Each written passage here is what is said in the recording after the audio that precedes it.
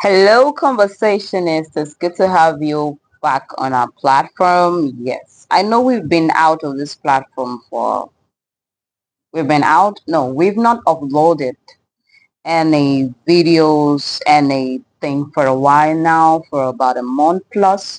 But we are back and we're so glad to have you join us again for another interesting conversation. So yeah, let's kickstart.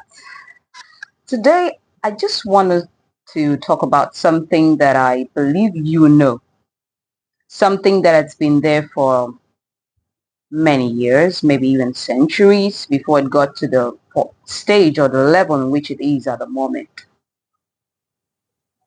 I'm sure you're probably familiar with the topic bleaching. Bleaching.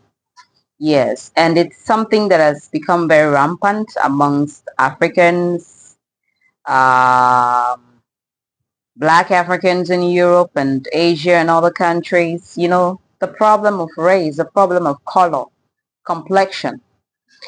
But today, I'm not just looking at it as that very broad subject. I would just want to narrow it down to the younger generation.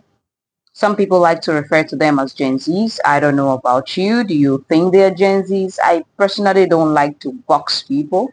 But then they're referred to as the Gen Zs. I would rather refer to them as the teenagers.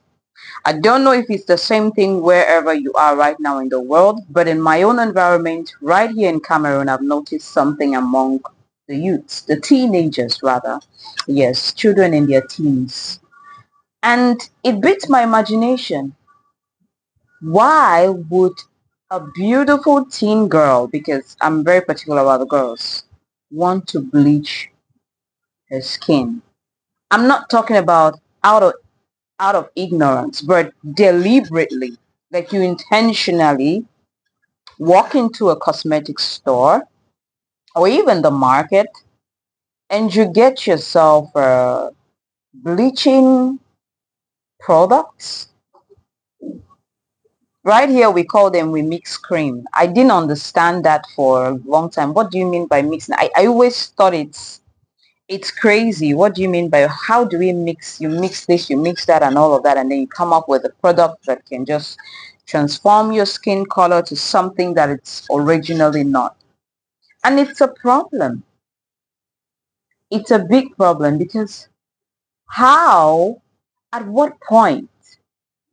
I like to hear your views. And if you're a teen, I don't know if you're watching this. Are you bleaching your skin? Why are you bleaching? Do you know the effect of bleaching your skin? Because while I was, just reminiscing and thinking about how this conversation, the possible ways in which this conversation could go, I kept asking myself,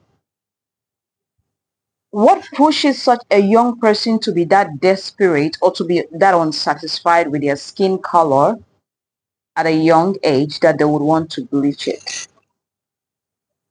I mean, I can understand the one of parents who are, when they give birth to children. I don't know if I've shared this on this platform before.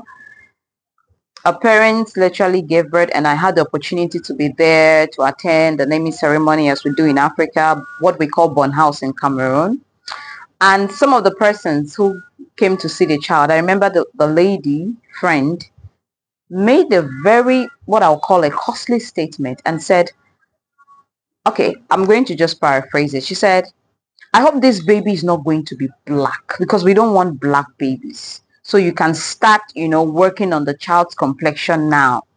Like literally advising the mother of the child to get bleaching products such that the child just grows up with a complexion that is not naturally there. This is a really dark skinned, beautiful baby, barely a week old, and you want the parents to bleach the skin of the child. You want them to be in denial that, oh, our child is not dark in complexion.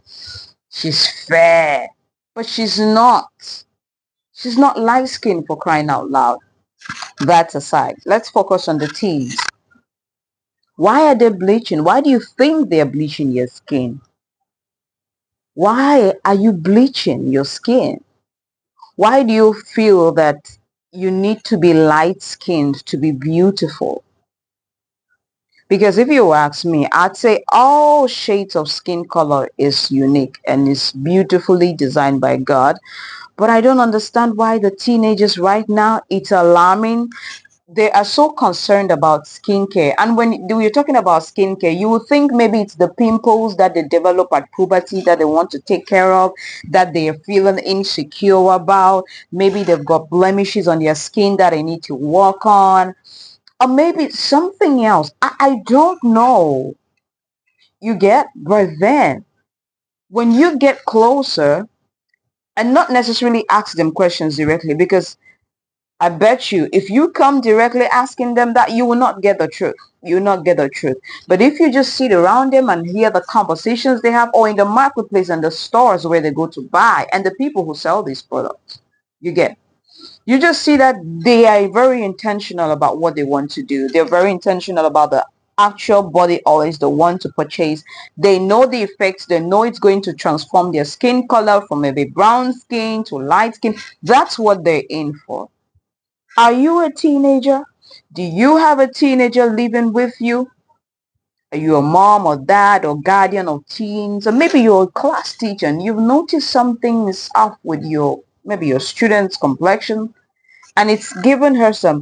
The funny thing about this thing, or the dangerous thing about it, even when they see the reactions of these body oils on your skin, like, they literally don't care. They pretend they don't see it. They pretend they don't see it. And even when other people, maybe within their family, see it, I don't know how it goes. I really want to have people on this platform where I told you, God willing, we would have these conversations. We would have people we can talk about this. We would have people who have experienced what it means to bleach your skin and then want to go back to who God originally made it to mean. I mean, there are a lot of side effects with these things, and it's alarming. It's crazy, and it's something that we need to treat as a matter of urgency, especially as guardians, as siblings, as parents, as aunties and uncles, maybe elders of the society. It doesn't even have to be your child, because it's scary. It's scary to see a teen girl. I haven't taken note of the teen boys. I'm talking, remember, I'm talking about a particular age bracket. I haven't taken note of the teen boys, but for the girls, there is this obvious concern, this about their skin. Women generally, I know we're like that.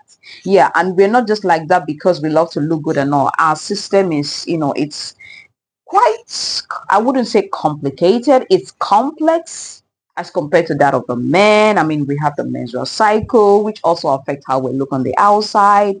But generally, skincare is different. Your skin is different from mine, your hormones. But then women have, there's a difference. There's a difference between men and women. That's why my major focus is the women.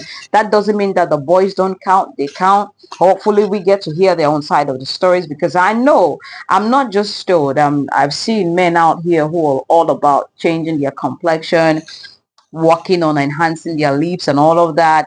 We'll have those conversations, and we will get to that point.